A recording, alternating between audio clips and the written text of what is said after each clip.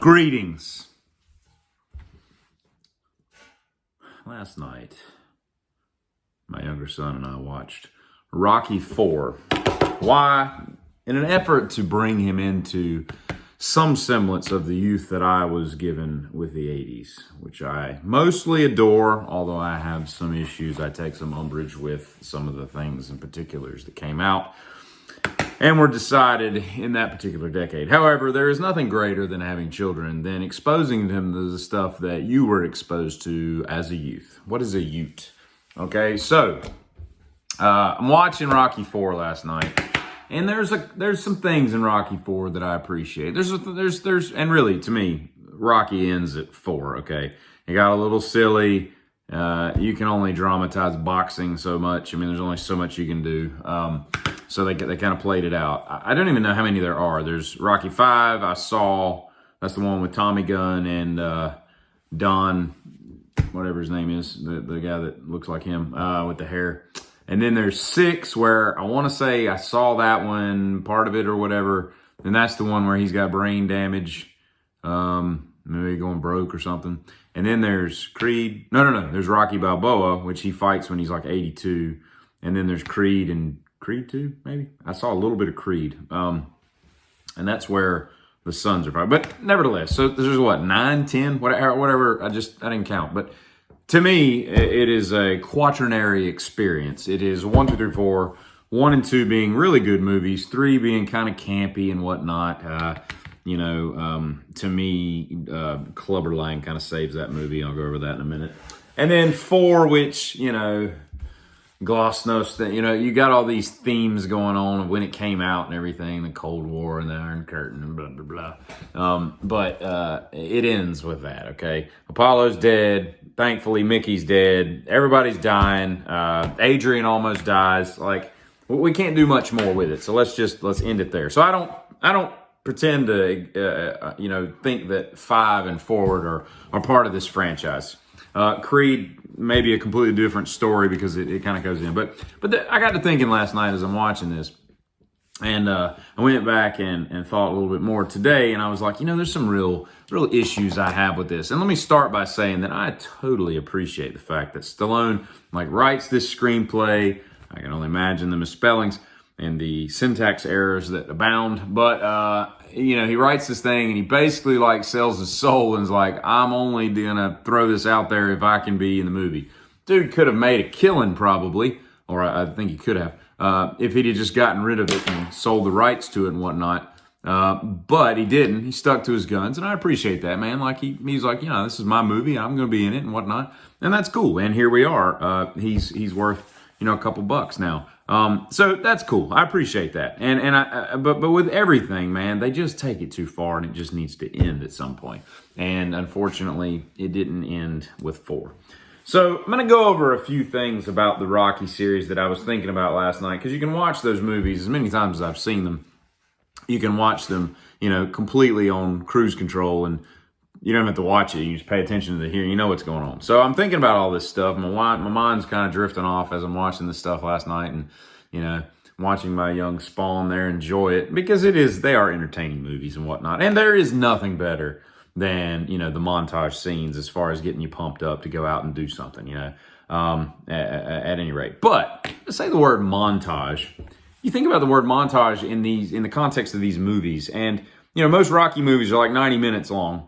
At Rocky IV, I think I looked it up, it was like 136 or 129 or something like that last night. And I'm thinking to myself, we're 4 or 5 minutes into the film, and we're just now getting to the end of Rocky III. They replay it. And then later, when he's driving his car, with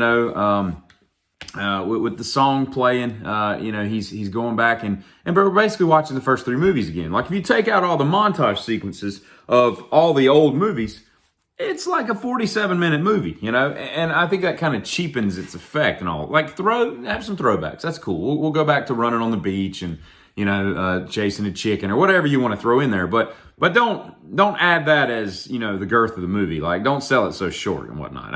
I have an issue with that. And you get to the montage as far as the working out part, it's pretty cool, man. Every one of them, especially Rocky IV. Rocky IV is the best part. He's in Russia, Uzbekistan, wherever the heck he's at. Uzbekistan, that's not Russia, that's lower.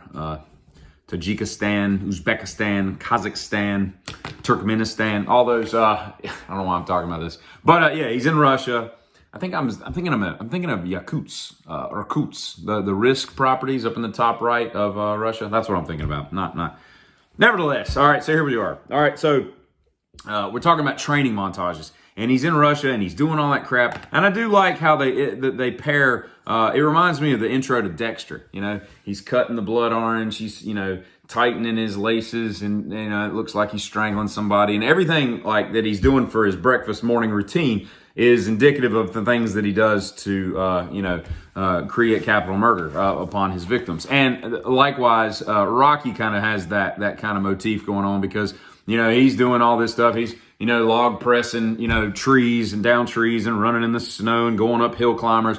Meanwhile, Drago is in this state-of-the-art facility that I don't know where he got that. But nevertheless, they put a lot of money into their boxing program in that country. And, he's doing everything, and what they do kind of mirrors each other, from like a primitive caveman version to the, 85, 86 version, as high tech as you could get it. But I thought that was kind of cool. I recently saw an article, I don't know when it was done or whatever, but there's some Rocky aficionado out there that went back and he knows Philadelphia well enough that he tracked all the different things that Rocky ran by. And I guess two when I get 1 and 2 confused. They're so similar to me. Whenever he's running with the kids and he's got like the Pied Piper, and they're all following him up to whatever, it was like 30.6, 31.6, something like that, like miles that he ran. Which, Rocky could run 30 miles, I guess. I don't know. I mean, he had the stamina, it seemed, to go, 15 rounds with Drago. So, I mean, I imagine that's not that great a thing, but I don't think that's the kind of thing that boxers train for and whatnot. But it is funny when the statue comes into play. I've been to Philadelphia many times. It's a cool city. Wouldn't want to live there, but I like the way it's laid out. It's not like Pierre Charles L'Enfant, who designed D.C., my particular favorite American city. I think that if you just look at how D.C. is laid out, it's just awesome. Philly's close, but not really. But it is kind of neat how they've got it and all. And, that boulevard, and on the side of a boulevard by definition has to have like a median with tree-lined, grass in the middle. So don't be calling stuff boulevards, these cities that, just throw a boulevard out there because it sounds, cool. It's not a boulevard if it's just a 2-lane road and it's pretty because there's trees on the side. It has to be in the middle, okay, by definition. But nevertheless, there is a boulevard that leads up to this, what is an art museum that we learn later in the series and whatnot. I've been in it. And I want to say the first time I went to Philly when I was a kid. Yeah, it was. The statue was still there. Now, you got to figure that all these people got all this expensive art, Monet, Manet, whatever the two are. I know it's Monet and Monet. Is it Monet? I think. I got all these Picassos and interesting point. Look up Picasso's full name. The dude's got 74 names in his name. I'm not kidding. It's kind of crazy. All these famous artists are in there, and the curator is looking out the front window of the museum and is like, this godforsaken boxing statue out there that completely undermines everything that we got. And I guess that was just a necessary evil that they said, hey man, just leave it there because it brings the people in. Even if they're just on the property, maybe not going in. I don't know. I don't even, at any rate. But when I first went there, the statue, I want to say, was still at the top of the stairs. And of course, like a dork, you run up all 74 of them or whatnot. You look like a geek and everything. But then you get up there and you're looking around. And to the best of my knowledge, when I was there, you can't ride a motorcycle up there unless you can take, a Road King upstairs. So I don't know where Rocky came from in Rocky 3 when he drives off, because I don't think it goes anywhere as I can remember. But now it's down to the right. If you're facing the steps, it's down to the right. And it's got a little what do you call it? A little roundabout there. The roundabout. Merry-go-round. So it's down there to the right. So that's kind of cool that they have that. And again, Philly's a cool city rather. I remember I used to work with 3 guys that we would have breakfast regularly throughout the week. And I remember I brought up the argument one day of who had the best physique. Like if you were to be, if you could export yourself into the physique of one of the people, one of the boxing characters in the first 4 Rocky movies, who would it be? I am a staunch Clubber Lang fan. It is Clubber, then Apollo, then Drago, and then Stone. And oddly enough, Stone. Where did I get that from? Stallone, Sly Stallone, Rocky, as they call him in the movie. Robert Rocky Balboa. And each one of them had a different person. And we argued ad infinitum quite a bit there for days. It came back up later. You the one that likes Clubber Lang. I ain't listening to you, and all this stuff. But to me, Rocky 3 was Clubber Lang. You take that dude out of the movie, I just thought he had a great character and everything. And I like how angry he was and whatnot. But there's a few problems with this movie series. Not to get on the things that I like. This is more about the things that kind of annoy me. Adrian is one of them, okay? They said that Cher and Bette Midler, and I think Susan Sarandon, yeah, they were first up, or right of first refusal. I don't know if they didn't make the cut or whatever, but they were going to be Adrian in the movie. I'd have been cool with Cher. That'd have been kind of neat. I could see her playing that part. Although she is 6'2", I think. No, I think she's significantly taller than little Stallone. Talia Shire's 5'4". But I don't like Talia Shire. I didn't like her in whatever Godfather she was in. I'm just not a fan. And what annoys me the most about her is she goes from this demure, quiet, shy, little reserved girl with horn-rimmed glasses that's feeding, food to frogs and turtles and stuff, to this demonstrative personality of telling Rocky what to do. And in 3 of the first 4 movies, she's got, what I want you to do, I want you to win, And then she yells at him in the water at the beach. I'm like, listen, who are you? You used to feed turtles. And I took you off the street. You got a drunk brother that we'll get to in a minute. All this stuff. And, she turns into this character. It's like, listen, Adrian, I met you when you were nice and shy. I like that about you. Let's go back to, let me get you those horn-rimmed glasses out of the pantry closet or, cabinet or wherever we kept those things. And let's put those back on your ugly face and get you back to being quiet. Because I don't like how you talking to me right now at the beach. And I got Apollo's down there. I got to race him again in our little cut-off shorts and our midriff exposed shirts. And so I'm not a fan of Adrian. And you remember when Adrian and what was it, Rocky 2, they get pregnant, they have a baby. She goes into a coma because she's hemorrhaging. And I don't understand. I don't know enough about comas, maybe. I'm not a doctor. But the only thing in that dang room was a crucifix above the bed and one of those yellowish pitchers of water on a nightstand. She didn't have any EKG, no monitoring, no nasal cannula, no nothing that hooked her up to let the nursing station know that, hey, the coma just took a turn for the worse and Adrian's going bye-bye. Let's rush in and start doing cardiopulmonary resuscitation. Okay, I don't understand that. And how long was this girl in a coma? The baby comes out and Rocky's like, no, I ain't gonna see the baby. I'm gonna wait for Adrian, and all this. And so the baby comes out. The thing's got a jet black, head of hair. It's 9 years old now. Now I'm not certain. I've had 2 babies that went through the hospital system, and I'm pretty sure they're considered patients once they come out, and they want them to skedaddle because they need more room for the babies that are being born at the time. When you hear the music playing over the intercom in a hospital. So let's assume that they were there for a week maybe, right? At some point, they're going to be like, oh, Mr. Balboa, we need you to get the 9-year-old baby that is in our nursery and take him the hell home because she may be here for quite a while. Usually people that go into comas, there's a 50-50 shot that they're in there for a while. That's not a head cold, or a sprained ankle. That's not something that needs to be lanced and given some antibiotics. You're in a freaking coma, okay? Not a very good one apparently because you're not hooked up to any machines. There's not the machine that goes bing. If you are a Monty Python fan, you'll get that. But let's do something here because, kind of crap will get off the pot, because we've got this baby here and the baby ain't seen nobody. The baby needs to be touched and swaddled and loved, right? It needs to be on its mother's bosom. Can you not have taken, shut the door and give her some privacy, maybe throw a curtain? Well, there's no curtain in the room because the only thing in the room is a crucifix and a nightstand. But, just tuck her up next to Adrian's chest to give the baby some kind. I don't know what I'm talking about right now, but Dr. Spock would probably think that the baby should be taken and given to the mother or the father. How about that? But at any rate, it comes in, they have the baby, all that. I just think that Adrian held him back. I think that Cher would have been like, look, man, rock on. And Cher was with Bono, who can't ski for crap. But he was like 4'9", and so maybe Stallone, we would have been cool with that. We're like, man, why is Cher so tall? Well, it doesn't matter. She was with Bono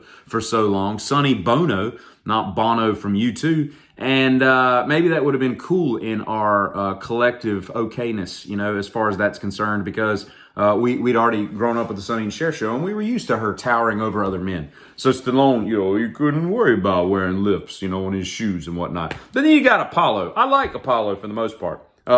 Apparently he was kind of difficult to work with at times, and whatnot. Football player, played for like the Raiders or some crap, and then comes out and gets into acting, has some blaxploitation films he does in the 70s, and then gets into this after he tries, and then he goes on and does a bunch of action stuff. I saw Action Jackson. That's always weird to say. Action Jackson. Why do they name it that? It's difficult to say. It doesn't really roll off the tongue, as it were. I saw that in a theater, and I don't know what I was doing, but I wasted $5 that day because that was a dumb film. I think who was it? Ray Don Chong. Who was in that movie? The girl from Purple Rain? Maybe. I don't know. Anyway, Apollo, I like it. He apparently married Dionne Warwick because that's who his wife looks like, and everything. So I don't know, man. Like, I have an issue with him coming back to fight Drago.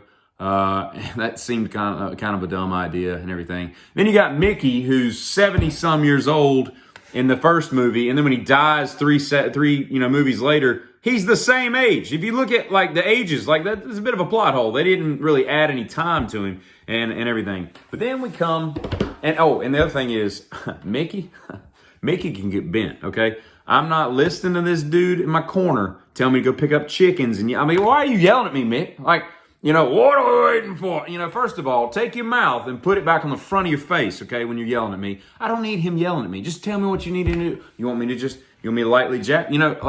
Just tell me. I don't need you to yell at me. I don't think boxers need to be yelled at, because if they need to be yelled at, then they need somebody to kind of get them going. And I think that's part of what they do in the first place, by virtue of the fact that they are in the career of boxing. They're usually kind of self-made, self-motivated people. They just need some direction on, hook, jab, cross, that kind of thing. What kind of, parry, what kind of instruction do I need to work on my game, so to speak. Okay, but then we come to Paulie, the drunk. Tell me one thing that Paulie ever did good for Rocky, Adrian, or anything else. The dude was an idiot, okay? And then he turns him into like a corner man. This is Paulie.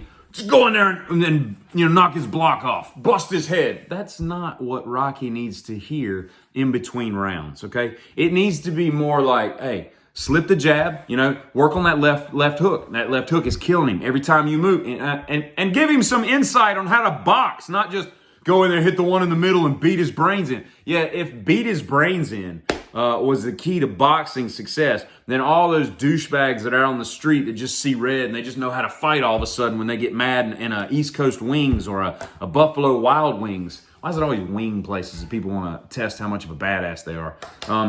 Put your tapped out shirt in the dry cleaner and let's get this worked out, okay? Because you don't just see red and start being able to fight. You got to have some skills, and you got to monitor those skills with people that know what they're talking about with regards to making those skills a little bit better, okay? So there's that, okay? I don't like Paulie. It didn't scare me when he was Rodney Dangerfield's like bodyguard. The dude's 5'7", 270, out of weight, drunk. One jab, he's going down. I don't care if you can crush a napkin holder in a cafe or not. I'm not worried about you, Paulie, Burt Young, whoever you are. Okay, so there's that. And I don't get, the only thing that really Paulie ever brought to the table was he introduced him to Adrian, I guess. Which, if you go back to my first point, I don't like that. He should have introduced Rocky to Cher. That's what he should have done. But nevertheless, he introduced him to hitting the beef. I always like to come in here. I just like to hit the beef, whatever. But it's so dumb because You know, I get it. You know, you get the crack ribs and all that stuff. But I mean, could we have done that? You know, without that? Yeah, sure. That was just totally a gimmick, I suppose. Looking back, I mean, yeah, whatever. And then they bring the film crew in, like from the news crew, to go. You know, there's a dude down here hitting beef. What kind of weekly news gap we got going on in the city of brotherly love? That this is the piece that as a producer, just like, oh, my career. I need some Alka-Seltzer because it's going down the tubes. Because this is what I got going on. I got people bringing me ideas, story ideas of some moron who's down at the wharf working at the slaughterhouse, you know, with Kurt Vonnegut. And he's down there. Who? Kurt Vonnegut. Oh, I didn't even think about this. He was in, he had a, remember Rodney Dangerfield when he was back to school in that movie, he hired Kurt Vonnegut to come and, I guess, tutor him or something. That's kind of funny. I didn't even think of that. Anyway, I had to read Slaughterhouse 5 in school. Good writer. Not my thing, but I could appreciate it. Anyway, so where was I? So yeah, he introduces him to Pounded Beef, and then they've got stories based on that on the nightly news. Okay, good enough. And you remember, we get down to. I like Duke. I'll say that. Duke, the dude that's Apollo's corner man. He's straight character. I like that dude. That's the guy you should listen to. That guy gave some good advice. And I do like when he's coming up in Rocky IV, he's halfway up in the attic. He's like, you mind if I come up? Yeah, come on up, Duke. And he's like, I'm already here, dummy. Of course I'm coming up. And what kind of stupid question is that? If you walk into a bedroom that doesn't have a door and ask if it's okay to come up, you're already there. It's stupid, okay? Just come on in, man. Let's look at the mirror and talk to each other like Days of Our Lives, or the world, what is it called? The every rose has a thorn, the world has turns. What is the stupid? Anyway, okay. So I like Duke. Duke's cool. Clubber is awesome. Thunderlips is pretty cool. It is amazing how massive in his heyday, which what that was. I mean, I guess WWF, as I knew it back in the day, he must have been like in his prime, I guess. You know, with all the belts or whatever he won. But man, Hulk Hogan was just an immense character. Especially next to diminutive little Stallone. But Clubber should have had a bigger role. Clubber should have come out with his own movie, Lang. It's just been called Lang, you know. But he just had a great part, you know. I don't know why I like Mr. T. I grew up with the A-Team, so maybe that has something to do with it, you know. And it's kind of hard not to like Mr. T if you're into the A-Team. Nevertheless, didn't like Hannibal, didn't like Face, but I liked Mr. T. Plus George Papard was like 74. He was in Breakfast at Tiffany's. He was already like 58 years old. So in the A-Team, what is he, a colonel? What kind of colonel absconds from the military in Vietnam with like this lowly lieutenant and like, you know, a refueler of, you know, tanks or whatever the heck they were. At any rate, then we get to Rocky IV. Well, let me talk about Drago, okay? Drago in Rocky IV. So they get Drago, who in real life, Dolph Lundgren, like MIT graduate, like has a couple like chemical engineering degrees, like really, really smart guy. Was a karate champion in Europe one year, like is like a 4th degree Dan black belt or something like that. Like he's the real deal. You know, could actually fight. And he's like 6'5", probably 240 in that movie. You know, immense character, okay? I don't know how. I remember reading something about Stallone talking about his weight. He was like 173 in the first movie, 163 in 2, 178 in 3, and then like 203, and then like 173 in 4. He's not a big dude. 163. That's like a freshman female who's got free access to the cafeteria, you know, until she realizes that, you know, Christmas is upon us and we must lose some weight. You know, you can't just eat, you know, pizza and cookies all semester. You know, that's not a big person. So he's like 5'7", right? He's put up against this dude that's 6'5", and somehow they make the weight. I think he's 202 in his, you know, when the tail of the tape kind of thing, throughout the movie series. The dude ain't no 202, okay? At any rate, little guy put up against Drago. And then Rocky IV rolls around, and Drago has this, he has like 8 words he says. You know, Brigitte Nielsen, she probably weighed more than Rocky did. And here's the thing. She ends up dating Rocky. She's like 6'2". Like what? I mean, Cher would have been fine, right? Get Talia Shire out of there, right? We don't need these short, stupid actresses. And she's done nothing since, right? Her son was in Rushmore. I think he's like I think Talia Shire is somehow related to one of the, what's it, Francis Ford Coppola. I think they're related. I could be wrong. Nevertheless, so Rocky 4 rolls around. Okay, couple issues I have with this movie specifically, not just to name the end of what I consider the franchise to be. This fight was to take place in Russia on Christmas Day. At the end of the movie, and to my kid, we should be in bed. Like, I looked it up last night because I was like, that just doesn't seem right. Okay, it's Christmas Day.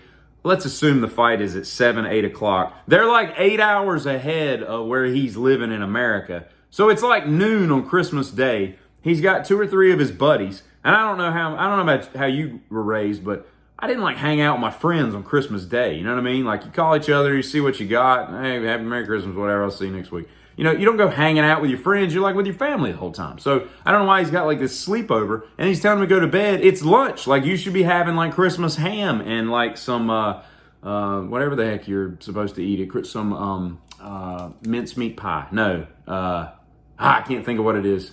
We'll just say the pecan log. No, not a pecan log. A fruitcake. That's what it is. Stuckies, a Yakkies. What is it called? Claxton. A Claxton fruitcake. That's what you should be doing with your Christmas duck or goose or whatever it is they ate at Biltmore.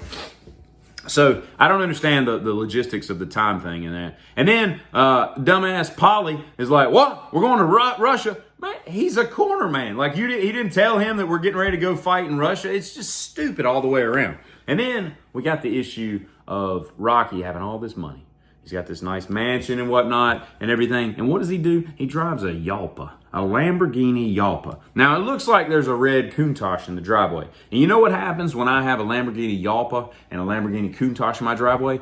I don't drive the Yalpa, okay, ever. Like, the Yalpa can just get set on fire. I don't need that, okay? That's the poor man's 80s Lambo. Nobody bought that, okay? And here he is driving it, right? It's just stupid, right? And you got a perfectly good Countach, probably like LT400S or something, sitting in the driveway that could totally be driven, okay? Let it go, man. Let the Yalpa, let Adrian drive the Yalpa and cut the brake lines before you do it. So she drives into like an abyss, you know, wherever they're at. Maybe she drives down to the wharf to check out the old stomping grounds of where used to pound the beef, you know? And he just drives off into no man's land, or no woman's land, it should say, because it is her. And then you got the KGB. They assign KGB agents, and they're with it wherever you go, they go, you know.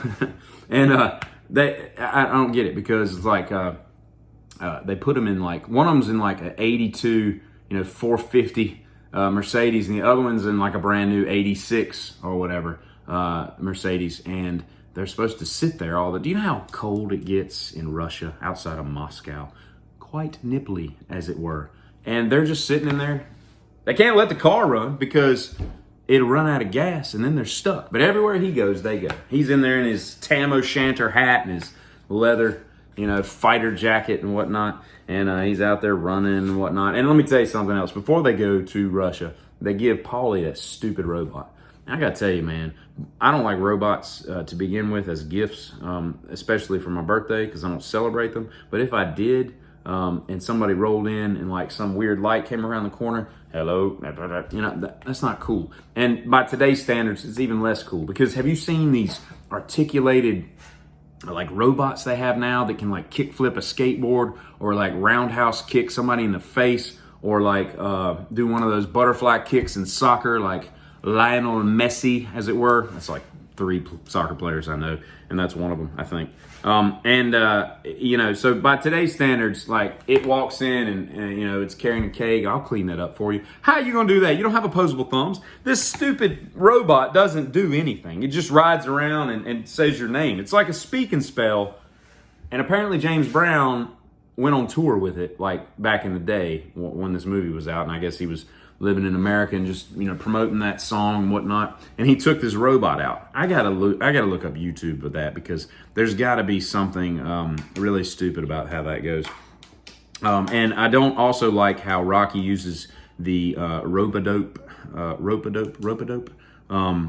technique for trying to beat Drago, because the man's already killed like your hero, right? Apollo, he's dead, right? Just right. Just bounces. Dionne Warwick's like, come on, and now you're gonna just let him hit you. That don't work. Okay, that's not a good strategy, Rocky. And here's the thing. Okay, we end this with Rocky. I know, we're getting to the end.